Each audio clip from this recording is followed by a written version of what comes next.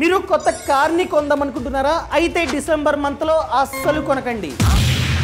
మీరు కనుక December month లో కొత్త కార్ని కొంటే భారీగా డిస్కౌంట్ మనకైతే వస్తుంది. నాకు అర్థం కాలేదు సార్. నేను చెప్తా. ఇప్పుడు కార్ కొంటే అది 2023 మోడల్ అవుతుంది. అదే 1 మంత్ వెయిట్ చేసిన తర్వాత కొంటే జనవరిలో అది 2024 మోడల్ అవుతుంది. ఇన్ కేస్ మీరు కనుక ఇప్పుడు కార్ కొని 2024 లో ఆ కార్ ని అమ్మే ఉద్దేశం మీకుంటే అస్సలు కొనకండి. అస్సలు రీసేల్ వాల్యూ రాదు, ఎందుకంటే అది 2023 మోడల్. అదే ఇప్పుడు కార్ ని కొని లాంగ్ టర్మ్ కొన్ని ఇయర్స్ పాటు కార్ ని యూజ్ చేసే ఉద్దేశం ఉంటే ఇప్పుడే కొనండి. డిసెంబర్ మంత్ లో భారీగా డిస్కౌంట్లు ఆఫర్లు ఉంటాయి. ఎందుకు?